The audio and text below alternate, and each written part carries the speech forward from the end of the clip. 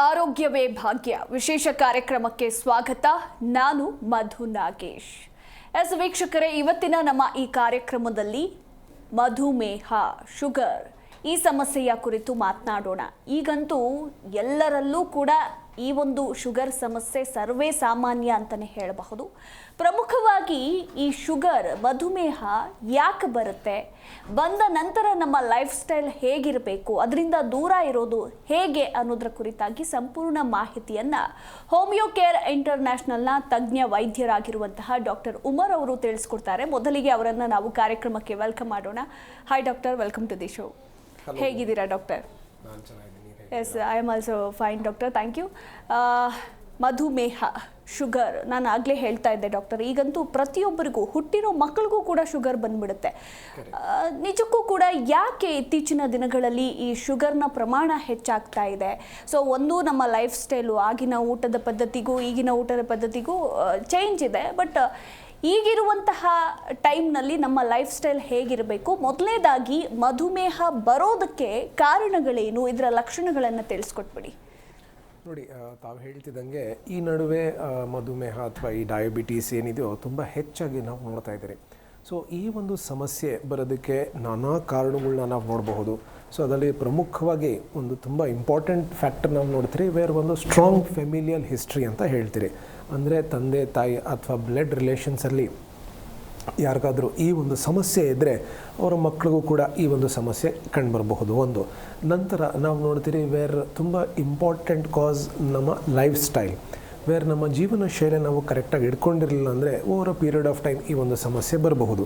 So ಈಗ ಜೀವನ ಶೈಲಿ ಅಂತ ಹೇಳಿದಾಗ ನಾವು ತೊಗೊಳ್ತಿರೋ ಆಹಾರ ಇರಬಹುದು, ಮಾಡ್ತಿರುವಂಥ ಕೆಲಸ ಇರಬಹುದು, ನಾವು ದಿನ ಎಷ್ಟು ಮಟ್ಟಿಗೆ ಓಡಾಡ್ತೀರಿ, ಎಷ್ಟು ಗಂಟೆ ಮಲ್ಕೊಳ್ತೀರಿ, ನಮ್ಮ ಅಭ್ಯಾಸಗಳಿರಬಹುದು, ಇವೆಲ್ಲವೂ ಕೂಡ ಈ ಒಂದು ಲೈಫ್ ಸ್ಟೈಲಲ್ಲಿ ಡಿಪೆಂಡ್ ಆಗ್ತಾ ಹೋಗುತ್ತೆ. ಒಂದು ವೇಳೆ ನಾವು ತುಂಬ ಜಾಸ್ತಿ ಜಂಕ್ ಫುಡ್ ಮೇಲೆ ಇದ್ದೀರಿ, ಅಥವಾ ನಾವು ಊಟ ಕರೆಕ್ಟಾಗಿ ತಿಂತಾ ಇಲ್ಲ, ಅಥವಾ ನಿದ್ದೆ ನಮ್ಮ ತುಂಬ ಕಡಿಮೆ ಇದೆ, ಅಥವಾ ನಾವು ಯಾವುದೇ ಥರದ ಒಂದು ವ್ಯಾಯಾಮ ಮಾಡ್ತಾ ಇಲ್ಲ, ಅಥವಾ ತುಂಬ ಜಾಸ್ತಿ ನಾವು ನಿದ್ದೆ ಮಾಡ್ತಾ ಇದ್ದೀರಿ, ನಮ್ಮ ದೇಹದ ತೂಕ ಹೆಚ್ಚಾಗ್ತಾ ಇದೆ, ಇವೆಲ್ಲ ಇದ್ದಾಗ for a long period of time ಇದ್ದರೆ, ಬರೀ ಒಂದು ದಿನ ಈ ಥರ ಇದ್ದರೆ ಸಮಸ್ಯೆ ಆಗೋದಿಲ್ಲ. ಇದೇ ಥರ ಒಂದು 4-5 ವರ್ಷ ಯಾರಾದರೂ ಒಬ್ಬರಲ್ಲಿ ಈ ಥರದ ಒಂದು ಲೈಫ್ ಸ್ಟೈಲ್ ಫಾಲೋ ಮಾಡ್ತಿದ್ರೆ ಅವರಲ್ಲಿ ಡೆಫಿನೆಟ್ಲಿ ಈ ಥರದ ಒಂದು ಸಮಸ್ಯೆ ಬರುವ ಸಾಧ್ಯತೆ ಇರಬಹುದು. ಮೂರನೇದು ನಾವು ನೋಡ್ತೀರಿ ವೇರ್ ನಮ್ಮ ದೇಹದಲ್ಲಿ ಒಂದು ಇಮ್ಯೂನ್ ಸಿಸ್ಟಮ್ ಇರುತ್ತೆ. ಸೊ ಈ ಇಮ್ಯೂನ್ ಸಿಸ್ಟಮ್ ಏನು ಮಾಡತ್ತಂದರೆ ನಮ್ಮ ದೇಹದಲ್ಲಿ ಆಟೋಮ್ಯಾಟಿಕ್ಲಿ ಹೆಚ್ಚಾಗ್ತಾ ನಮ್ಮ ಪ್ಯಾನ್ಕ್ರಿಯಾಸಿನ ಒಂದು ಸೆಲ್ ಇರುತ್ತೆ, ಇದಕ್ಕೆ ನಾವು ಬೀಟಾ ಸೆಲ್ಸ್ ಅಂತ ಹೇಳ್ತೀರಿ. ಸೊ ಈ ಸೆಲ್ ಸರ್ಟನ್ ಹಾರ್ಮೋನ್ ರಿಲೀಸ್ ಮಾಡುತ್ತೆ, ಇದಕ್ಕೆ ನಾವು ಇನ್ಸುಲಿನ್ ಅಂತ ಹೇಳ್ತೀರಿ. ಸೊ ಫಾರ್ ವೇರಿಯಸ್ ರೀಸನ್ಸ್ ಈ ಇನ್ಸುಲಿನ್ ಹಾರ್ಮೋನ್ ರಿಲೀಸ್ ಆಗೋದಿಲ್ಲ. ಸೊ ಅಥವಾ ಈ ಇಮ್ಯೂನ್ ಸಿಸ್ಟಮ್ ಹೆಚ್ಚಾಗಿ ಆ ಒಂದು ಬೀಟಾ ಸೆಲ್ಸ್ನ ಡೆಸ್ಟ್ರಾಯ್ ಮಾಡ್ತಾ ಹೋಗುತ್ತೆ. ಸೊ ಬೀಟಾ ಸೆಲ್ ಫಂಕ್ಷನಿಂಗ್ ಕಡಿಮೆ ಆಗ್ತಾ ಹೋಗುತ್ತೆ. ಸೊ ಇದರಿಂದ ನಮ್ಮ ದೇಹದಲ್ಲಿ ಇನ್ಸುಲಿನ್ ಹಾರ್ಮೋನ್ ಉತ್ಪತ್ತಿ ಕಡಿಮೆ ಆಗ್ತಾ ಹೋಗುತ್ತೆ. ಸೊ ಇದರಿಂದ ಈ ಒಂದು ಸಮಸ್ಯೆ ಆಗಬಹುದು.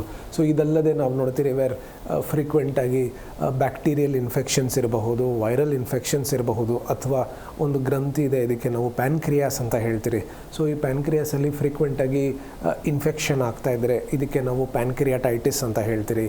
ಅಕ್ಯೂಟ್ ಆರ್ ಕ್ರಾನಿಕ್ ಪ್ಯಾನ್ಕ್ರಿಯಾಟೈಟಿಸ್ ಅಂತ ಹೇಳ್ತೀರಿ.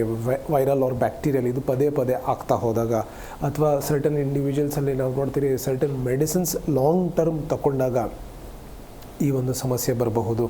ಏನಾದರೂ ಒಂದು ವೇಳೆ ಇಂಜುರಿ ಆಗಿ ಆ ಪ್ಯಾನ್ಕ್ರಿಯಾಸ್ನ ತೆಗಿಬೇಕಾಗತ್ತವಂಥ ಸಿಚುವೇಶನ್ ಇದ್ದಾಗ, ಪ್ಯಾನ್ಕ್ರಿಯಾಸ್ ಟೋಟಲ್ ಪ್ಯಾನ್ಕ್ರಿಯಾಕ್ಟಮಿ ಆದಾಗ ಆಗಲೂ ಕೂಡ ಈ ಒಂದು ಸಮಸ್ಯೆ ಬರಬಹುದು. ತುಂಬ ಜಾಸ್ತಿ ಸ್ಟ್ರೆಸ್ ಇರಬಹುದು, ಫಿಸಿಕಲ್ ಅಥವಾ ಮೆಂಟಲ್ ಸ್ಟ್ರೆಸ್ ಇರಬಹುದು, for a long period of time ಇದ್ದರೆ ಡೆಫಿನೆಟ್ಲಿ ಈ ಒಂದು ಸಮಸ್ಯೆ ಬರಬಹುದು. ಸೊ ಬೇಸಿಕ್ಲಿ ಈ ಒಂದು ಡಯಾಬಿಟೀಸ್ ಬರೋದಕ್ಕೆ 2 ಥಿಂಗ್ಸ್ನ ನಾವು ನೋಡ್ತೀರಿ. ವೇರ್ ನಮ್ಮ ದೇಹದಲ್ಲಿ ಒಂದು ವೇಳೆ ಇನ್ಸುಲಿನ್ ಪ್ರೊಡಕ್ಷನ್ ಕಡಿಮೆ ಆದಾಗ ಈ ಒಂದು ಸಮಸ್ಯೆ ಆಗಬಹುದು, ಅಥವಾ ಇನ್ಸುಲಿನ್ ಪ್ರೊಡಕ್ಷನ್ ಆಗ್ತಿರತ್ತೆ ಆದರೆ ಅದರ ಫಂಕ್ಷನಿಂಗ್ ಕರೆಕ್ಟ್ ಆಗ್ತಿರೋದಿಲ್ಲ, ವೇರ್ ಆ ರೆಸೆಪ್ಟರ್ಸ್ ಕರೆಕ್ಟಾಗಿ ಕೆಲಸ ಮಾಡ್ತಿಲ್ದಿರುವಾಗ ಇವೆರಡು ಕಾರಣದಿಂದ ಒಬ್ಬ ವ್ಯಕ್ತಿಗೆ ಡಯಾಬಿಟೀಸ್ ಬರಬಹುದು, ಬ್ರಾಡಾಗಿ ನಾವು ನೋಡಬೇಕಾದಾಗ. ಸೊ ಇದರಲ್ಲಿ ಲಕ್ಷಣಗಳನ್ನ ನಾವು ನೋಡಿದಾಗ ವೇರ್ ತುಂಬ ಕಾಮನ್ ಸಿಮ್ಟಮ್ಸ್ ನಾವು ನೋಡ್ತೀರಿ. ವೇರ್ ತುಂಬಾ ಜಾಸ್ತಿ ಸುಸ್ತಾಗುವಂಥದ್ದು, ಕೆಲಸ ಮಾಡೋಕ್ಕೆ ಆಸಕ್ತಿ ಇರೋದಿಲ್ಲ, ಅಥವಾ ತುಂಬ ಜಾಸ್ತಿ ಬಾಯಾರಿಕೆ ಆಗೋದು, ಇನ್ಕ್ರೀಸ್ಡ್ ಫ್ರೀಕ್ವೆನ್ಸಿ ಆಫ್ ಯೂರಿನೇಷನ್, ಪದೇ ಪದೇ ಮೂತ್ರಕ್ಕೆ ಹೋಗಬೇಕು ಅಂತ ಅನ್ಸೋದು, ಅದು ಕೂಡ ರಾತ್ರಿ ಹೊತ್ತು ತುಂಬ ಹೆಚ್ಚಾಗೋದು, ತೂಕ ತುಂಬ ಕಡಿಮೆ ಆಗೋದು, ಅಥವಾ ನಮಗೇನಾದರೂ ಒಂದು ಇನ್ಫೆಕ್ಷನ್ ಆದಾಗ ಆ ಇನ್ಫೆಕ್ಷನ್ ಬೇಗ ವಾಸಿ ಆಗೋದಿಲ್ಲ. ಒಂದು ವೇಳೆ ಚರ್ಮದ ಇನ್ಫೆಕ್ಷನ್ ಇರಬಹುದು ಅಥವಾ ಪದೇ ಪದೇ ಮೂತ್ರದ ಇನ್ಫೆಕ್ಷನ್ ಆಗಬಹುದು. ಸೊ ಇದಕ್ಕೆ ನಾವು ಔಷಧಿ ತೊಗೊಂಡಾಗ ಕಡಿಮೆ ಆಗುತ್ತೆ, ಮತ್ತೆ 1 ವಾರ 10 ದಿನದಲ್ಲಿ ಮತ್ತೆ ಅದೇ ಥರ ಇನ್ಫೆಕ್ಷನ್ ಬರುತ್ತೆ. ಸೊ ಈ ಥರ ಒಂದು ಕಾಮನ್ ಸಿಂಪ್ಟಮ್ಸ್ನ ನಾವು ಈ ಒಂದು ಕಾಯಿಲೆಯಲ್ಲಿ ನಾವು ನೋಡಬಹುದು. ಈಗ ಯೂಶಲಿ ಒಬ್ಬರಿಗೆ ಶುಗರ್ ಬಂತು ಅಂತಂದರೆ ಅವರು ಇನ್ಯಾವತ್ತು ಸ್ವೀಟ್ಸ್ ತಿನ್ನಬಾರ್ದು, ಹಾಗೆ ರೈಸ್ ಜಾಸ್ತಿ ತಿನ್ನಬಾರ್ದು ಅಂತ ಹೇಳೋರೆ ಹೆಚ್ಚು. ಸೊ ಅವರು ತಿನ್ನಲೇಬಾರ್ದಾ ಅಥವಾ ತಿನ್ನೋದ್ರಲ್ಲಿ ಸ್ವಲ್ಪ ಪ್ರಮಾಣ ಮಾತ್ರ ತೆಗೆದುಕೊಳ್ಬೇಕಾ? ಹಾಗೆ ಸ್ವೀಟ್ಸ್ ತಿನ್ನಬೇಕು ಅಂತಂದರೆ ಅವರು ಯಾವ್ಯಾವ ತರಹದ ಸ್ವೀಟ್ಸನ್ನು ತಿನ್ನಬಹುದು, ಯಾವ ತರಹದ ತಿನ್ನಬಾರ್ದು? ಈ ಪ್ರಶ್ನೆಗೆ ನಿಮ್ಮ ಆನ್ಸರ್ ಏನಾಗಿರುತ್ತೆ? ನೋಡಿ, ಯಾವುದೇ ಒಂದು ಡಯಾಬಿಟಿಕ್ ಪೇಷಂಟ್ ಜನರಲಿ ಸ್ವೀಟ್ಸ್ ತಗೊಂಡಾಗ ಅವರ ಬ್ಲಡ್ ಶುಗರ್ ವ್ಯಾಲ್ಯೂಸ್ ಜಾಸ್ತಿ ಆಗುತ್ತೆ. ಅದರ ಜೊತೆ ನಾವು ಯಾವುದೇ ಒಂದು ಆಹಾರ ತಗೊಂಡಾಗ ಅದು ರೈಸ್ ಇರಬಹುದು, ರಾಗಿ ಇರಬಹುದು, ಜೋಳ ಇರಬಹುದು, ಯಾವುದೇ ಇರಬಹುದು, ಇವೆಲ್ಲದಲ್ಲೂ ಕೂಡ ನಾವೊಂದು ಗ್ಲೈಸಿಮಿಕ್ ಇಂಡೆಕ್ಸ್ ಅಂತ ನಾವು ನೋಡ್ತೀರಿ. ಅಂದರೆ ಅದರಲ್ಲಿ ಎಷ್ಟು ಮಟ್ಟಕ್ಕೆ ಶುಗರ್ ಇದೆ ಅಂತ ನಾವು ನೋಡ್ತೀರಿ. ಸೊ ಈಗ ಒಬ್ಬ ವ್ಯಕ್ತಿ ಒಂದು ವೇಳೆ ನಾವು ಬಾರ್ಡರ್ ಲೈನ್ ಡಯಾಬಿಟಿಸ್ ಇದ್ದಾಗ, ಸೊ ಇದನ್ನು ನಾವು ಹೇಗೆ ತಿನ್ನಬೇಕು, ಎಷ್ಟು ತಿನ್ನಬೇಕು ಅಂತ ಹೇಳೋದಕ್ಕೆ ಮುಂಚೆ ಒಬ್ಬ ವ್ಯಕ್ತಿಗೆ ಡಯಾಬಿಟಿಸ್ ಯಾವ ಪ್ರಮಾಣದಲ್ಲಿದೆ ಇದನ್ನು ನಾವು ನೋಡಿ ಹೇಳಬೇಕಾಗತ್ತೆ. ಸೊ ಒಂದು ವೇಳೆ ಬಾರ್ಡರ್ ಲೈನ್ ಡಯಾಬಿಟಿಸ್ ಇದ್ದಾಗ, ಅಂದರೆ ಅವ್ರಿಗೆ ಇನ್ನೇನು ಶುಗರ್ ಬರುವಂಥ ಸಾಧ್ಯತೆ ಇದೆ ಅಥವಾ ಅವರ ವ್ಯಾಲ್ಯೂಸ್ ಬಾರ್ಡರ್ ಲೈನಲ್ಲಿದ್ದಾಗ ಇದಕ್ಕೆ ನಾವು ಪ್ರೀ ಡಯಾಬಿಟಿಕ್ ಅಥವಾ ಬಾರ್ಡರ್ ಲೈನ್ ಅಂತ ಹೇಳ್ತೀರಿ. ಇವರು ಶುಗರ್ನ ತಿಂದರೆ ಇಟ್ ಈಸ್ ತುಂಬ ಮಾಡ್ರೇಷನಲ್ಲಿ ತಿನ್ನಬೇಕಾಗತ್ತೆ. ಅಥವಾ ಅವರ ಬಾಡಿ ವೇಟ್ ಮೇಲೆ ಅವರು ದಿನಕ್ಕೆ ಎಷ್ಟು ಎಕ್ಸಸೈಸ್ ಮಾಡ್ತಿದ್ದಾರೆ, ಎಷ್ಟು ಕಿಲೋ ಕ್ಯಾಲರೀಸ್ ಬರ್ನ್ ಮಾಡ್ತಿದ್ದಾರೆ, ಅವರ ಬಾಡಿ ವೇಟ್ ಹೈಟ್ ಮೇಲೆ ಇದನ್ನು ನಾವು ಕ್ಯಾಲ್ಕುಲೇಟ್ ಮಾಡ್ತೀರಿ. So with that sweets generally no ಅಂತ ನಾವು ಹೇಳ್ತೀರಿ, ಅನ್ಲೆಸ್ ಶುಗರ್ ತುಂಬಾ ಚೆನ್ನಾಗಿ ಕಂಟ್ರೋಲಲ್ಲಿದ್ದಾಗ. ಅಥವಾ ಈಗ ಒಂದು ವೇಳೆ ಹೈ ಶುಗರ್ಸ್ ಇದ್ದಾಗ ಸಾಕಷ್ಟು ಪೇಷಂಟ್ಸ್ನ ನಾವು ನೋಡ್ತೀರಿ ವೇರ್ 2-3 ಥರದ ಮಾತ್ರೆ ತೊಗೊತಿರ್ತಾರೆ, ಇನ್ಸುಲಿನ್ ತೊಗೊತಿರ್ತಾರೆ, ಆದರೂ ಕೂಡ ಅವರ ಶುಗರ್ ಕಂಟ್ರೋಲಲ್ಲಿರೋದಿಲ್ಲ. ಸೊ ಅವರು ಡೆಫಿನೆಟ್ಲಿ ಯಾವುದೇ ಥರದ ಒಂದು ಸ್ವೀಟ್ಸ್ ತಿನ್ನೋಕ್ಕೆ ಹೋಗಬಾರ್ದು.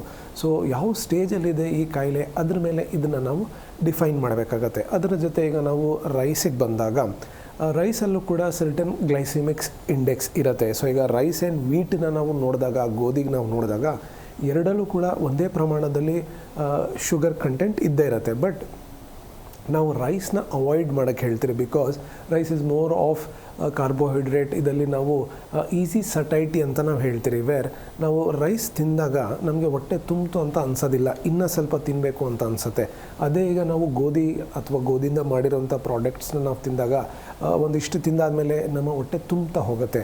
ಸೊ ಇದರಲ್ಲಿ ಈಸಿ ಸಟೈಟಿ ಇರೋದಿಲ್ಲ. ಸೊ ಈ ಕಾರಣದಿಂದ ನಾವು ರೈಸ್ನ ಜನರಲಿ ರಾತ್ರಿ ಹೊತ್ತು ಅವಾಯ್ಡ್ ಮಾಡೋಕ್ಕೆ ಹೇಳ್ತೀರಿ. ಅಥವಾ ಪ್ರೀ ಡಯಾಬಿಟಿಕ್ ಸ್ಟೇಜಲ್ಲಿದ್ದಾಗ ಒಂದು ಹೊತ್ತು 1 ಕಪ್ ರೈಸ್ ತಗೊಳ್ಬಹುದು ಅಂತ ಹೇಳ್ತೀರಿ. ಬಟ್ ಈಗ ಈ ಡಯಾಬಿಟೀಸ್ ಪೇಷಂಟ್ಸಿಗೆ ಅವರ diet ಏನಿರುತ್ತೋ it is more tailored ಅಂತ ನಾವು ಹೇಳ್ಬಹುದು. ಒಬ್ಬ ವ್ಯಕ್ತಿಗೆ ಹೇಗಿರುತ್ತೋ ಅದ್ರ ಮೇಲೆ ನಾವು ಅನಲೈಸ್ ಮಾಡ್ತಾ ಡಯಟನ್ನು ಫಾಲೋ ಮಾಡೋಕ್ಕೆ ಹೇಳ್ತೀರಿ. But in general diabetes patient ಒಂದು ಮಾಡ್ರೇಷನ್ ನಾವು ಫಾಲೋ ಮಾಡೋದು ಇಂಪಾರ್ಟೆಂಟ್. ಸೊ ಈ moderation definitely it is in rice ಇರಬಹುದು, ಫ್ರೂಟ್ಸ್ ಇರಬಹುದು, ಬಟ್ ನಾಟ್ ಇನ್ ಚಾಕ್ಲೇಟ್ಸ್ ಇರಬಹುದು, ಅಥವಾ ಯಾವುದೇ ಥರದ ಒಂದು ಫಾರ್ಮಲ್ಲಿ ಡೈರೆಕ್ಟ್ ಸ್ವೀಟ್ಸ್ ಇರಬಹುದು, ಶುಗರ್ ಇರಬಹುದು. ಇದನ್ನು ಆದಷ್ಟು ಕಡಿಮೆ ಮಾಡೋದು ತುಂಬ ಒಳ್ಳೆಯದು. ಬಟ್ ಫ್ರೂಟ್ಸ್ ಇರಬಹುದು ಅಥವಾ ಈ ಥರದ ರೈಸ್ ಇರಬಹುದು, ಬೇರೆ ಫುಡ್ ಪ್ರಾಡಕ್ಟ್ಸ್ ಇರಬಹುದು, ಇದನ್ನು ಮಾಡ್ರೇಷನಲ್ಲಿ ತಗೊಂಡ್ರೆ ಡೆಫಿನೆಟ್ಲಿ ಹೆಲ್ಪ್ ಆಗುತ್ತೆ. ಎಸ್ ಡಾಕ್ಟರ್, ನೀವು ಹೇಳ್ತಾ ಇದ್ರಿ ಒಬ್ಬ ಡಯಾಬಿಟಿಸ್ ಪೇಷಂಟ್ನ ಡಯಟ್ ಪ್ಯಾಟ್ರನ್ ಈ ರೀತಿ ಇರಬೇಕು ಅಂತ. ಸೊ ಈಗ ಒಬ್ಬ ವ್ಯಕ್ತಿಗೆ ಶುಗರ್ ಬಂದಿದೆ ಅಂತಂದರೆ ಆತನ ಬೆಳಗಿನ ತಿಂಡಿಯಿಂದ ರಾತ್ರಿಯ ಊಟದವರೆಗೂ ಅವರ ಆಹಾರ ಪದ್ಧತಿ ಹೇಗಿರಬೇಕು ಅಂತ ಹಾಗಿದ್ರೆ? ನೋಡಿ, ಈ ಒಂದು ನಮ್ಮ ಡಯಟ್ ಏನಿದೆಯೋ ಇದು ತುಂಬ ಇಂಪಾರ್ಟೆಂಟ್. ಸೊ ಈಗ ಫಾರ್ ಎಕ್ಸಾಂಪಲ್, ಈಗ ಒಬ್ಬ ವ್ಯಕ್ತಿ ಬೇರೆ ತುಂಬಾ ಸೆಡೆಂಟ್ರಿ ಲೈಫ್ ಸ್ಟೈಲ್ ಇದ್ದಾಗ, ಅಂದರೆ ಒಂದೇ ಕಡೆ ಕೂತಿ ಒಂದು 8 ಗಂಟೆ 10 ಗಂಟೆ ಅಷ್ಟು ಕೆಲಸ ಮಾಡೋರು ಇರಬಹುದು. ಒಂದು ವೇಳೆ ಅವರ ವೆಯ್ಟ್ ತುಂಬಾ ಜಾಸ್ತಿ ಇದ್ದಾಗ, ವೇರ್ ಟ್ರಂಕಲ್ ಒಬೆಸಿಟಿ ಜಾಸ್ತಿ ಇದ್ದೆ, ಅವರ ಶುಗರ್ ವ್ಯಾಲ್ಯೂಸ್ ಹೆಚ್ಚಿದ್ರೆ ಇವರು ಒಂದು ತುಂಬಾ ಸ್ಟ್ರಿಕ್ಟ್ ಡಯಟ್ ಫಾಲೋ ಮಾಡಬೇಕಾಗತ್ತೆ. ವೇರ್ ಇವರಲ್ಲಿ ಫಿಸಿಕಲ್ ಆ್ಯಕ್ಟಿವಿಟಿ ಕಡಿಮೆ ಇರೋದ್ರಿಂದ ಈಗ ಇವರು ತುಂಬ ಜಾಸ್ತಿ ಕಾರ್ಬೋಹೈಡ್ರೇಟ್ ಅಥವಾ ರೈಸ್ ಐಟಮ್ಸ್ನ ಇವರು ಜಾಸ್ತಿ ತೊಗೊಳ್ತಾ ಹೋದರೆ ಇವರಲ್ಲಿ ವೆಯ್ಟ್ ಗೇನ್ ಆಗುವಂಥ ಸಾಧ್ಯತೆ ಹೆಚ್ಚಿರುತ್ತೆ. ಸೊ ಇವರು ಆದಷ್ಟು ರೈಸ್ನ ಕಡಿಮೆ ಮಾಡ್ಕೊಂಡು ಹೋಗಬೇಕು, ಅಥವಾ ಪ್ರೋಟೀನ್ನ ಜಾಸ್ತಿ ಮಾಡಬೇಕಾಗತ್ತೆ, ಕಾರ್ಬೋಹೈಡ್ರೇಟ್ಸ್ನ ಕಡಿಮೆ ಮಾಡಬೇಕಾಗತ್ತೆ. ಸೊ ಈ ಥರ ಒಂದು ಸೆಡೆಂಟ್ರಿ ಲೈಫ್ ಸ್ಟೈಲ್ ಇರೋರಲ್ಲಿ ಈ ಥರದ ಒಂದು ಡಯಟನ್ನ ನಾವು ಫಾಲೋ ಮಾಡಬೇಕಾಗತ್ತೆ. ಅದೇ ಥರ ಈಗ ಒಂದು ವೇಳೆ ಒಬ್ಬ ವ್ಯಕ್ತಿ ತುಂಬಾ ಜಾಸ್ತಿ ಕೆಲಸ ಮಾಡೋದಿರಬಹುದು, ಓಡಾಟ ಜಾಸ್ತಿ ಇದೆ, ದಿನಕ್ಕೆ ಅವರು ಒಂದು ಅಟ್ಲೀಸ್ಟ್ ಒಂದು 10,000 ಹೆಜ್ಜೆ ನಡೀತಾರೆ, ಅವರ ಕೆಲಸದಲ್ಲಿರಬಹುದು, ವಾಕಿಂಗ್ ಇರಬಹುದು, ಓಡಾಡೋದು ಜಾಸ್ತಿ ಇರುತ್ತೆ. ಸೊ ಇವರಲ್ಲಿ ಸ್ವಲ್ಪ ಮಾಡ್ರೇಷನಲ್ಲಿ ಬೇರೆ ಕಾರ್ಬೋಹೈಡ್ರೇಟ್ಸು ಕೂಡ ಇವರು ಸ್ವಲ್ಪ ತೊಗೊಳ್ಬಹುದು, ಪ್ರೋಟೀನು ತೊಗೊಳ್ಬಹುದು. ಈ ಥರ ಮಿಕ್ಸ್ಡ್ ಥರದ ಮಾಡ್ಕೊಂಡು ಒಂದು ಡಯಟನ್ನು ಫಾಲೋ ಮಾಡೋದು ಇಂಪಾರ್ಟೆಂಟ್ ಆಗುತ್ತೆ. ಈಗ ಜನರಲಿ ನಾವು ಸೌತ್ ಇಂಡಿಯನ್ಸ್ ವೇರ್ ನಮ್ಮ ಬ್ರೇಕ್ಫಾಸ್ಟ್ ವೇರ್ ಇಡ್ಲಿ ಇರಬಹುದು, ದೋಸೆ ಇರಬಹುದು, ಉಪ್ಮಾ ಇರಬಹುದು. So this is quite safe, ಇದನ್ನು ನಾವು ತೊಗೊಳ್ಬಹುದು. ಬಟ್ ಇದರ ಜೊತೆ ಸಾಮಾನ್ಯವಾಗಿ ಎಲ್ಲರಿಗೂ ಒಂದು ಟೀ ಅಥವಾ ಕಾಫಿ ಕುಡಿಯೋ ಒಂದು ಅಭ್ಯಾಸ ಇರುತ್ತೆ. ಸೊ ಇದರಲ್ಲಿ ಆದಷ್ಟು ಸಕ್ಕರೆ ಇಲ್ಲದೆ ಟೀ ಅಥವಾ ಕಾಫಿ ತೊಗೊಳೋದು ಉತ್ತಮ. ಅದರ ಜೊತೆ ಈಗ ಮಧ್ಯಾಹ್ನದ ಊಟ ಬಂದಾಗ ಲೈಕ್ ಇದರಲ್ಲಿ ನಾವು ಡೆಫಿನೆಟ್ಲಿ ಸ್ವಲ್ಪ ರೈಸ್ನ ನಾವು ಉಪಯೋಗಿಸ್ಬಹುದು, ಅಥವಾ ಮುದ್ದೆ ಇರಬಹುದು, ಚಪಾತಿ ಇರಬಹುದು. ಇದರ ಜೊತೆ ಎಲ್ಲ ಥರದ ಒಂದು ವೆಜಿಟೇಬಲ್ಸ್ನ ಮಾಡ್ರೇಷನಲ್ಲಿ ತೊಗೊಳೋದು ಇಂಪಾರ್ಟೆಂಟ್ ಆಗುತ್ತೆ. ಅಗೇನ್ ರಾತ್ರಿ ಹೊತ್ತು ಆದಷ್ಟು ಶುಗರ್ ವ್ಯಾಲ್ಯೂಸ್ ತುಂಬ ಜಾಸ್ತಿ ಇದ್ದರೆ, ಬಾಡಿ ವೆಯ್ಟ್ ಜಾಸ್ತಿ ಇದ್ದರೆ, ನಾವು ವಾಕಿಂಗ್ ಜಾಸ್ತಿ ಮಾಡ್ತಿಲ್ದಿರುವಾಗ ಆದಷ್ಟು ರೈಸ್ನ ಕಡಿಮೆ ಮಾಡೋದು. ಡಿನ್ನರ್ನ ಲೈಟ್ ಡಿನ್ನರ್ ಓಟ್ಸ್ ಇರಬಹುದು, ಅಥವಾ ರಾಗಿ ಗಂಜಿ ಇರಬಹುದು, ಪಾರಿಡ್ಜ್ ಇರಬಹುದು. ಈ ಥರದ ಒಂದು ಆಹಾರನ ನಾವು ಡಿನ್ನರ್ ಟೈಮಲ್ಲಿ ನಾವು ತೊಗೊಂಡ್ರೆ ಡೆಫಿನೆಟ್ಲಿ ಹೆಲ್ಪ್ ಆಗುತ್ತೆ. ಸೊ ಇದರಲ್ಲಿ ಒಂದು ವರ್ಡ್ ಆಫ್ ಕಾಷನ್, ಸಾಮಾನ್ಯವಾಗಿ ನಾವು ನೋಡ್ತೀರಿ ಸರ್ಟನ್ ಡಯಾಬಿಟಿಕ್ ಇಂಡಿವಿಜುವಲ್ಸಲ್ಲಿ ಶುಗರ್ ವ್ಯಾಲ್ಯೂಸ್ ಸಡನ್ನಾಗಿ ಲೋ ಆಗಿಬಿಡುತ್ತೆ, ಲೋ ಶುಗರ್ಸ್ ಆಗಬಹುದು. ಸೊ ಈ ಥರ ಆದಾಗ ಅವರ ಡಯಟಲ್ಲಿ ಸರ್ಟನ್ ಗ್ಲೂಕೋಸ್ನ ತೊಗೊಳೋದು, ಲೈಕ್ ಆ ಟೈಮಲ್ಲಿ ಡೇಟ್ಸ್ ಇರಬಹುದು, ಖರ್ಜೂರ ಇರಬಹುದು, ಅಥವಾ ಡೈರೆಕ್ಟಾಗಿ ಒಂದು ಸ್ವಲ್ಪ ಗ್ಲೂಕೋಸ್ ಬಾಯಿಗೆ ಹಾಕ್ಕೊಳೋದಿರಬಹುದು. ಈ ಥರ ಮಾಡಿದ್ರೆ ಇದನ್ನು ನಾವು ಮ್ಯಾನೇಜ್ ಮಾಡಬಹುದು. ಬಟ್ ಈ ಲೋ ಗ್ಲೂಕೋಸ್ ಏನಕ್ಕೆ ಆಗ್ತಾಯಿದೆ ಇದನ್ನು ನಾವು ನೋಡ್ಕೊಳ್ಬೇಕಾಗತ್ತೆ. ನಮ್ಮ ಡಯಟಲ್ಲಿ ಏನಾದರೂ ತೊಂದರೆ ಆಗ್ತಿದೆಯಾ, ಅಥವಾ ನಾವು ತೊಗೊಳ್ತಿರೋ ಮೆಡಿಸಿನ್ಸಲ್ಲಿ ಹೈ ಡೋಸೇಜ್ ಇದೆಯಾ, ಬೇರೆ ಏನು ತೊಂದರೆ ಆಗ್ತಿದೆ ಇದನ್ನು ನೋಡಿ ಇದನ್ನು ನಾವು ಲೋ ಹೈಪೋಗ್ಲೈಸಿಮಿಯಾನ ನಾವು ಕಂಟ್ರೋಲ್ ಮಾಡ್ಕೊಂಡು ಬರಬೇಕಾಗತ್ತೆ. ಅದರ್ವೈಸ್ ಇನ್ ಜನರಲ್ ಈ ಥರದ ಒಂದು ಡಯಟನ್ನು ಫಾಲೋ ಮಾಡೋದು ಇಂಪಾರ್ಟೆಂಟ್. ಸೊ ಈ ಡಯಾಬಿಟೀಸ್ ಏನಿದೆಯೋ ಬರೀ ಆಹಾರದ ಮೇಲೆ ಒಂದೇ ಡಿಪೆಂಡ್ ಆಗೋದಿಲ್ಲ. ಸೊ ಆಹಾರ ಇರಬಹುದು, ನಮ್ಮ ಆ್ಯಕ್ಟಿವಿಟಿನೂ ಕೂಡ ತುಂಬ ಇಂಪಾರ್ಟೆಂಟ್ ಆಗುತ್ತೆ. ಈಗ ಒಬ್ಬ ವ್ಯಕ್ತಿ ನಡೀತಾನೇ ಇಲ್ಲ, ದಿನಕ್ಕೊಂದು 10,000 ಹೆಜ್ಜೆ ಕೂಡ ನಡೀತಾ ಇಲ್ಲ, ಲೆಸ್ ದೆನ್ 1 ಕಿಲೋಮೀಟರ್ ಕೂಡ ಅವರು ವಾಕಿಂಗ್ ಆಗ್ತಾ ಇಲ್ಲ. ಇವರಲ್ಲಿ ಡೆಫಿನೆಟ್ಲಿ ಸಾಕಷ್ಟು ತೊಂದರೆಗಳು ಫ್ಯೂಚರಲ್ಲಿ ಆಗಬಹುದು. ಸೊ ಗುಡ್ ಡಯಟ್ ಆ್ಯಂಡ್ ಒಳ್ಳೆ ಎಕ್ಸಸೈಸ್ ಇವೆರಡು ಕಾಂಬಿನೇಷನಲ್ಲಿದ್ದಾಗ ಇದನ್ನು ನಾವು ಕಂಟ್ರೋಲ್ ಮಾಡೋದಿರಬಹುದು, ಅಥವಾ ಇದರಿಂದ ಬರೋವಂಥ ಕಾಂಪ್ಲಿಕೇಶನ್ಸ್ನ ತಡೆಗಟ್ಟಬೋದಿರಬಹುದು, ಶುಗರ್ನ ತುಂಬ ಚೆನ್ನಾಗಿ ಮ್ಯಾನೇಜ್ ಮಾಡೋದಿರಬಹುದು. ಇವನ್ನೆಲ್ಲ ನಮ್ಮ ಡಯಟ್ ಆ್ಯಂಡ್ ಎಕ್ಸಸೈಸ್ ಮೇಲೆ, ನಂತರ ನಮ್ಮ ಮೆಡಿಸಿನ್ಸ್ ಮೇಲೂ ಕೂಡ ಡಿಪೆಂಡ್ ಆಗ್ತಾ ಹೋಗುತ್ತೆ. ಎಸ್ ವೀಕ್ಷಕರೇ, ನಿಮಗೂ ಏನಾದರೂ ಮಧುಮೇಹ ಶುಗರ್ ಪ್ರಾಬ್ಲಮ್ ಇದ್ದರೆ ಡಾಕ್ಟರ್ ಹತ್ರ ಮಾತಾಡಬೇಕು ಅಂತ ಅನ್ಸಿದ್ರೆ ನಾವು ತೋರಿಸ್ತಾ ಇರುವಂತಹ ನಂಬರ್ಗೆ ಕರೆ ಮಾಡಬಹುದು. ಸೊ ನೇರವಾಗಿ ಡಾಕ್ಟರ್ ಜೊತೆ ಮಾತನಾಡಬಹುದು. ಕೇವಲ ಶುಗರ್ ಇದ್ದರೆ ಮಾತ್ರ ಅಲ್ಲ, ಬೇರೆ ಆರೋಗ್ಯ ಸಮಸ್ಯೆಗಳಿದ್ರೂ ಕೂಡ ನೀವು ಮಾತನಾಡಬಹುದು.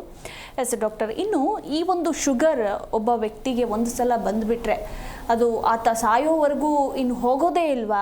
ಲೈಫ್ ಲಾಂಗ್ ಆತನ ಜೊತೆನೇ ಶುಗರ್ ಇರುತ್ತಾ? ಟ್ಯಾಬ್ಲೆಟ್ಸ್ ತಿಂತಾನೆ ಇರಬೇಕಾ ಅನ್ನೋ ಒಂದು ಪ್ರಶ್ನೆ ಇದೆ. ಹಾಗೆ ಹೋಮಿಯೋ ಕೇರ್ನಲ್ಲಿ ಮಧುಮೇಹಕ್ಕೆ ಸಿಗುವಂತಹ ಚಿಕಿತ್ಸೆ ಯಾವ ರೀತಿ ಇರುತ್ತೆ ಅಂತ ನೋಡಿ. ಜನರಲಿ ಡಯಾಬಿಟೀಸ್ನ ನಾವು 3 ಥರದ ಡಯಾಬಿಟೀಸ್ನ ನಾವು ನೋಡ್ತೀರಿ.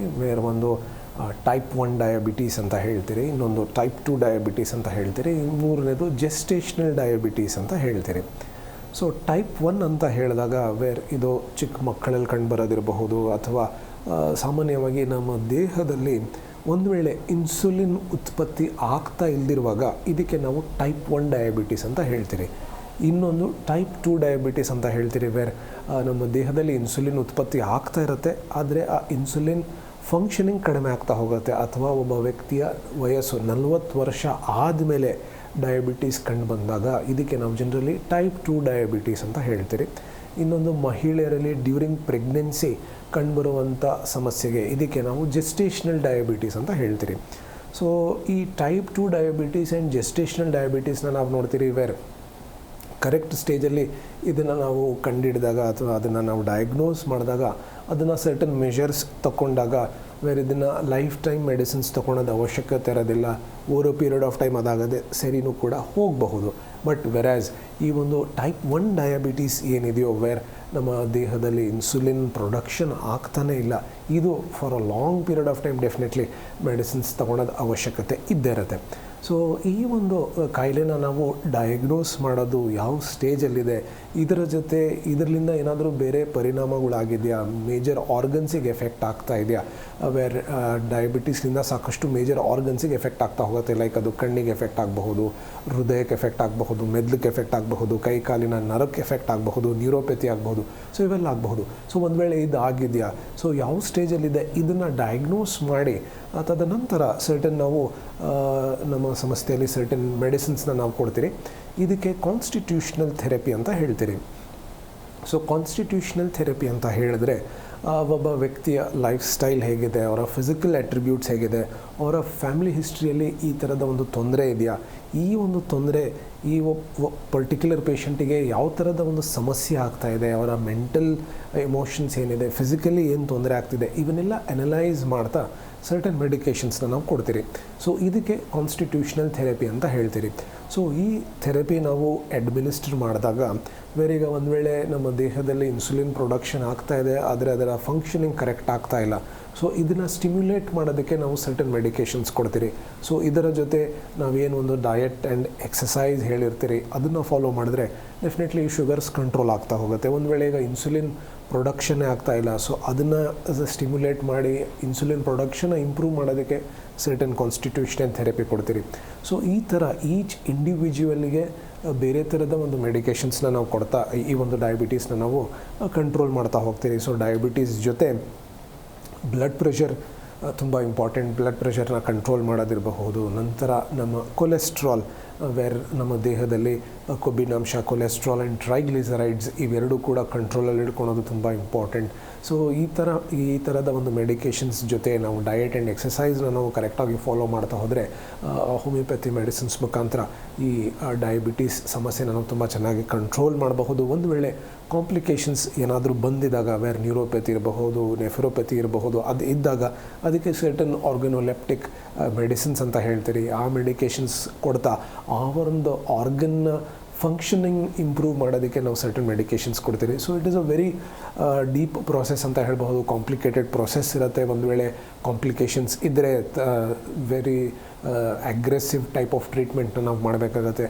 ಬಟ್ ಬಾಟಮ್ ಲೈನಲ್ಲಿ ನಾವು ಹೇಳ್ತೀರಿ, ವೇರ್ ಹೋಮಿಯೋಪತಿ ಮೆಡಿಸಿನ್ಸ್ನಿಂದ ಯಾವುದೇ ಥರದ ಒಂದು ಸೈಡ್ ಎಫೆಕ್ಟ್ಸ್ ಇರೋದಿಲ್ಲ. ಕರೆಕ್ಟಾಗಿರುವಂಥ ಚಿಕಿತ್ಸೆ ರೈಟ್ ಟೈಮಲ್ಲಿ ನಾವು ಸ್ಟಾರ್ಟ್ ಮಾಡ್ತಾ ಕರೆಕ್ಟಾಗಿ ಡಯಟ್ ಆ್ಯಂಡ್ ಎಕ್ಸಸೈಸ್ ಫಾಲೋ ಮಾಡಿದ್ರೆ ಡೆಫಿನೆಟ್ಲಿ ತುಂಬಾ ಅನುಕೂಲ ಆಗುತ್ತೆ.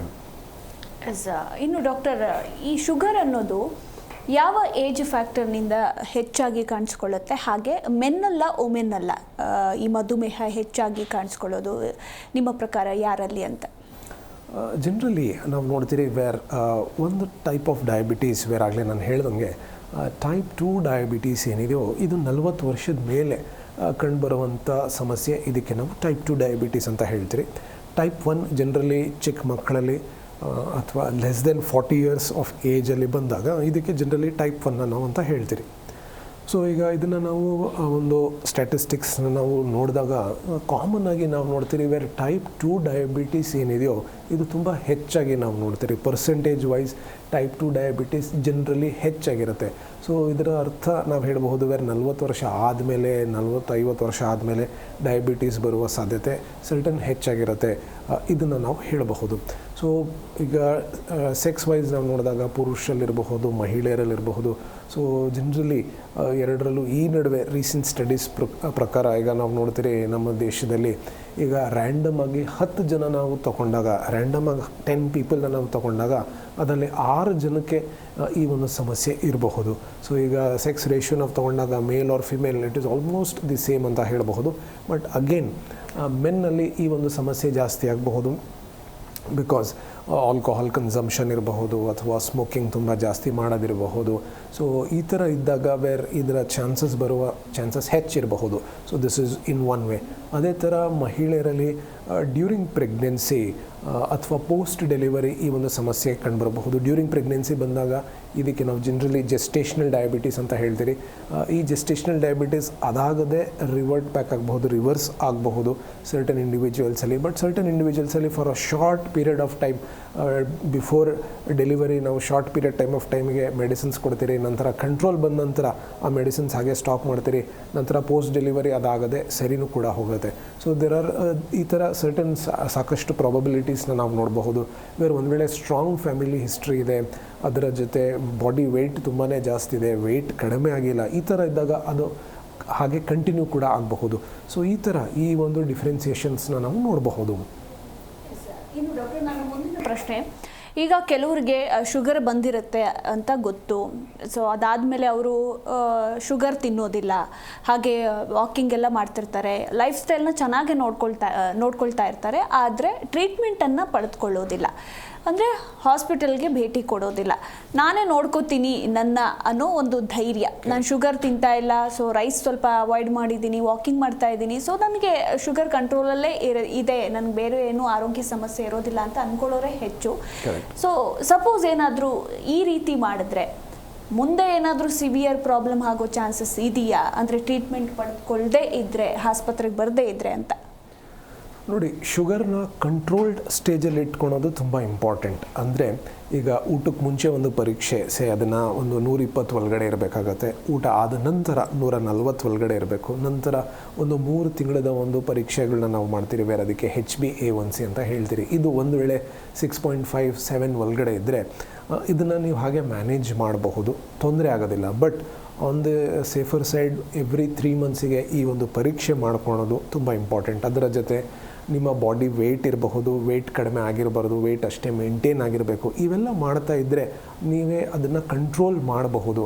ಬಟ್ ಇದು ಅನ್ಕಂಟ್ರೋಲ್ಡ್ ಸ್ಟೇಜಲ್ಲಿದ್ದರೆ, ವೇರ್ ನಿಮ್ಮ HbA1c ಅರೌಂಡ್ 11 ಇದೆ, 12 ಇದೆ, ಬಿಫೋರ್ ಫುಡ್ 300 ಇದೆ, ಆಫ್ಟರ್ ಫುಡ್ 500 ಇದೆ, ಈ ಥರ ಇದ್ದಾಗ ನಾನು ಇದನ್ನು ಏನೂ ಮಾಡೋದಿಲ್ಲ, ನನಗೇನು ನನ್ನ ದೇಹದಲ್ಲಿ ಏನೂ ತೊಂದರೆ ಆಗ್ತಾಯಿಲ್ಲ ಅಂತ ಅಂದ್ಕೊಳೋದು ತುಂಬ ತಪ್ಪು.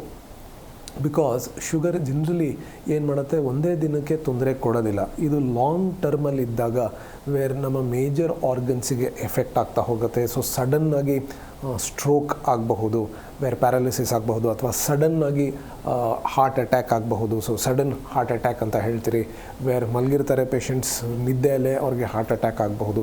ಸೊ ಈ ಥರದ್ದೆಲ್ಲ ಸಮಸ್ಯೆ ಅನ್ಕಂಟ್ರೋಲ್ಡ್ ಡಯಾಬಿಟೀಸಲ್ಲಿದ್ದಾಗ, for a long period of time ಇದ್ದಾಗ ಈ ಥರದ ಸಮಸ್ಯೆ ಆಗುತ್ತೆ. ಸೊ ನಾವು ಸಾಕಷ್ಟು ಪೇಷಂಟ್ಸ್ನ ನಾವು ನೋಡ್ತೀರಿ, ವೇರ್ ಸರ್ಟನ್ ಪೇಷಂಟ್ಸ್ ತುಂಬಾ ಆ್ಯಂಗ್ಸೈಟಿ, ತುಂಬಾ ಭಯ ಪಡ್ತಾರೆ, ವೇರ್ ಯಾವುದೇ ಥರದೊಂದು ಆಹಾರ ತೊಗೊಳೋದಿಲ್ಲ, ತುಂಬ ಜಾಸ್ತಿ ಮಾತ್ರೆಗಳು ತೊಗೊಳ್ತಾರೆ. ಅದೇ ಥರ ಇನ್ನೊಂದು ಟೈಪ್ ಆಫ್ ಪೇಷಂಟ್ಸ್ನ ನಾವು ನೋಡ್ತೀರಿ, ವೇರ್ ಅವರು ಶುಗರ್ ತುಂಬಾ ಜಾಸ್ತಿ ಇದ್ದರೂ ಕೂಡ ಅವ್ರಿಗೆ ಯಾವುದೇ ಥರದ ಪಥ್ಯ ಮಾಡೋದಿಲ್ಲ, ಯಾವುದೇ ಥರದ ಔಷಧಿ ತೊಗೊಳೋದಿಲ್ಲ. ಸೊ ಈ ಥರದ ಪೇಷಂಟ್ಸು ತುಂಬಾ ಕಷ್ಟ ಆಗಬಹುದು, ಈ ಥರದ ಪೇಷಂಟ್ಸ್ ಇದ್ದರೂ ತುಂಬಾ ಕಷ್ಟ ಆಗಬಹುದು. Because over a period of time uncontrol ಡಯಾಬಿಟೀಸ್ಲಿಂದ ಸಡನ್ ಡೆತ್ ಕೂಡ ಆಗಬಹುದು. ಸೊ ಈ ಥರದ ಕಾಂಪ್ಲಿಕೇಶನ್ಸ್ ಇರುತ್ತೆ. ಸೊ ಮಾಡ್ರೇಷನಲ್ಲಿ ಇರೋದು ತುಂಬ ಇಂಪಾರ್ಟೆಂಟ್. ಸೊ ಈ ಒಂದು ಸಮಸ್ಯೆ ಇದ್ದರೆ ಎವ್ರಿ 3 ಮಂತ್ಸ್ನ ನಾವು ಪರೀಕ್ಷೆ ಮಾಡ್ಕೊಳ್ಬೇಕು. ಒಂದು ವೇಳೆ ಹೆಚ್ಚಿದ್ರೆ ಡಾಕ್ಟ್ರನ್ನ ಭೇಟಿ ಮಾಡಿ ಅದಕ್ಕೆ ಯಾವ ಥರದ ಚಿಕಿತ್ಸೆ ತೊಗೊಳ್ಬೇಕು ಅದನ್ನು ಫಾಲೋ ಮಾಡಬೇಕಾಗತ್ತೆ. ಶುಗರ್ ಲೆವೆಲ್ಸ್ ಕಂಟ್ರೋಲ್ ಬರ್ತಾ ಇದ್ದರೆ ನಾವು ಡಾಕ್ಟರ್ಸೇ ಅಡ್ವೈಸ್ ಮಾಡ್ತೀರಿ, ಮೆಡಿಸಿನ್ಸ್ನ ಕಡಿಮೆ ಮಾಡೋಕ್ಕೆ ಹೇಳ್ತೀರಿ, ಡಯಟನ್ನ ಫಾಲೋ ಮಾಡೋಕ್ಕೆ ಹೇಳ್ತೀರಿ. ಒಂದು ವೇಳೆ ಕಂಟ್ರೋಲ್ ಬರ್ತಿಲ್ಲ ಅಂದರೆ ಆಗ ನಾವು ಮೆಡಿಕೇಷನ್ಸ್ನ ಜಾಸ್ತಿ ಮಾಡ್ತೀರಿ. ಸೊ ಈ ಥರ ಈ ಒಂದು ಸಮಸ್ಯೆ ಯಾವ ಥರ ಪ್ಯಾಟ್ರನಲ್ಲಿ ಹೋಗ್ತಾ ಇದೆ ಅದ್ರ ಮೇಲೆ ಟ್ರೀಟ್ಮೆಂಟ್ ಇರಬಹುದು, ಡಯಟ್ ಆ್ಯಂಡ್ ಎಕ್ಸಸೈಸ್ ಇರಬಹುದು, ಇದನ್ನು ನಾವು ಅಡ್ವೈಸ್ ಮಾಡ್ತಾ ಹೋಗ್ತೀರಿ. ಎಸ್, ಓವರಾಲ್ ಈ ಒಂದು ಶುಗರಿಂದ ದೂರ ಇರಬೇಕಂದ್ರೆ ಮೇಯ್ನ್ ಆಗಿ ನಮ್ಮ ಲೈಫ್ ಸ್ಟೈಲ್ನ ನಾವು ಚೆನ್ನಾಗಿ ನೋಡ್ಕೊಳ್ಳೇಬೇಕು. ಡಾಕ್ಟರ್, ಈಗ ಅವ್ರಿಗೆ ಶುಗರ್ ಬಂದಿರಲ್ಲ, ಸೊ ಕೆಲವೊಬ್ಬರು ಏನು ಅನ್ಕೋತಾರೆ, ಸ್ವೀಟ್ಸ್ ಜಾಸ್ತಿ ತಿಂದರೆ ಶುಗರ್ ಬಂದುಬಿಡುತ್ತೆ, ರೈಸ್ ಜಾಸ್ತಿ ತಿಂದರೆ ಶುಗರ್ ಬಂದುಬಿಡುತ್ತೆ ಅಂತ ಅನ್ಕೋತಾರೆ. ಇದು ನಿಜನಾ? ಸ್ವೀಟ್ಸ್ ತಿಂದರೆ ಶುಗರ್ ಬರುತ್ತಾ? ಅಬ್ಸಲ್ಯೂಟ್ಲಿ ಇಲ್ಲ. ಸ್ವೀಟ್ಸ್ ತಿನ್ನೋದ್ರಿಂದ ಡೆಫಿನೆಟ್ಲಿ ಶುಗರ್ ಬರೋದಿಲ್ಲ. ಅದೇ ಥರ ಈಗ ನಾವು ನೋಡ್ತೀರಿ, ವೇರ್ ತುಂಬ ಜಾಸ್ತಿ ರೈಸ್ ತಿನ್ನೋದ್ರಿಂದನೂ ಶುಗರ್ ಬರೋದಿಲ್ಲ. ಬಟ್ ಇದರಲ್ಲಿ ಇಂಡೈರೆಕ್ಟಾಗಿ ನಾವು ಹೇಳಬಹುದು, ವೇರ್ ಒಂದು ವೇಳೆ ಸ್ವೀಟ್ಸ್ ತುಂಬಾ ಜಾಸ್ತಿ ನಾವು ತಿಂದ್ರಿ, ಅದರ ಜೊತೆ ರೈಸ್ ತುಂಬ ಜಾಸ್ತಿ ನಾವು ತಿಂತಾಯಿದ್ರಿ, ವಿತ್ ದಟ್ ನಾವು ವಾಕಿಂಗ್ ಮಾಡ್ತಾ ಇಲ್ಲ, ಅಥವಾ ನಮ್ಮ ಬಾಡಿ ವೆಯ್ಟ್ ಹೆಚ್ಚಾಗ್ತಾ ಇದ್ದರೆ ನಾಳೆ ದಿನ ಬಾಡಿ ವೆಯ್ಟ್ ಹೆಚ್ಚಾಗಿರೋದ್ರಿಂದ ನಮಗೆ ಶುಗರ್ ಬರಬಹುದು. ಸೊ ಇದರ ಅರ್ಥ ಶುಗರ್ ತಿನ್ನೋದ್ರಿಂದ ಡೈರೆಕ್ಟಾಗಿ ಶುಗರ್ ಬರೋದಿಲ್ಲ. ಬಟ್ ಒಬ್ಬ ಶುಗರ್ ಪೇಷಂಟ್ ಆಲ್ರೆಡಿ ಡಯಾಬಿಟೀಸ್ ಇರೋರು ಸಾಕಷ್ಟು ಶುಗರ್ನ ಅಥವಾ ಶುಗರ್ ತಿನ್ನೋಕ್ಕೆ ಹೋಗಬಾರ್ದು. ಸೊ ಅದೇ ಥರ ಈಗ ನಾವು ಸಾಕಷ್ಟು ಜನ ನಾವು ನೋಡ್ತೀರಿ, ವೇರ್ ತುಂಬ ಜಾಸ್ತಿ ಕಹಿ ಪದಾರ್ಥ ತಿಂತಾ ಇರ್ತಾರೆ, ವೇರ್ ಹಾಗಲಕಾಯಿ ಇರಬಹುದು, ಬೇವಿನ ಎಳೆ ಇರಬಹುದು, ಇದನ್ನು ತುಂಬ ಜಾಸ್ತಿ ಉಪಯೋಗಿಸ್ತಾರೆ. ಏನಕ್ಕೆ ಅಂದರೆ ಇದು ಕಹಿ ಇದೆ, ಇದರಿಂದ ಶುಗರ್ ಕಡಿಮೆ ಆಗುತ್ತೆ ಅಂತ. ಸೊ ಇದು ಕೂಡ ನಿಜ ಇಲ್ಲ. ಅದರ ಏನು ಒಂದು ನ್ಯೂಟ್ರಿಯೆಂಟ್ಸ್ ಇದೆಯೋ, ಅದರ ಒಂದು ನ್ಯೂಟ್ರಿಟಿವ್ ವ್ಯಾಲ್ಯೂ ಇದೆಯೋ, ಅದರ ಬೆನಿಫಿಟ್ಸ್ ಸಿಗುತ್ತೆ. ಬಟ್ ಅದು ಕಹಿ ಇರೋದ್ರಿಂದ ನಮ್ಮ ಶುಗರ್ ಕಡಿಮೆ ಆಗೋದಿಲ್ಲ.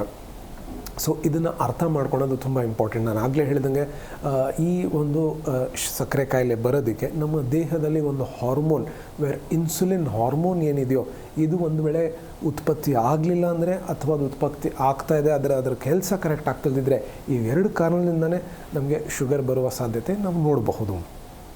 ನಿಜಕ್ಕೂ ಡಾಕ್ಟರ್, ಸಾಕಷ್ಟು ಮಾಹಿತಿಯನ್ನು ನಮ್ಮ ವೀಕ್ಷಕರಿಗೆ ನೀವು ಇವತ್ತಿನ ಕಾರ್ಯಕ್ರಮದಲ್ಲಿ ತಿಳಿಸ್ಕೊಟ್ರಿ ಮಧುಮೇಹದ ಬಗ್ಗೆ. ಕೊನೆಯದಾಗಿ ಏನು ಹೇಳಕ್ಕೆ ಇಷ್ಟಪಡ್ತೀವಿ?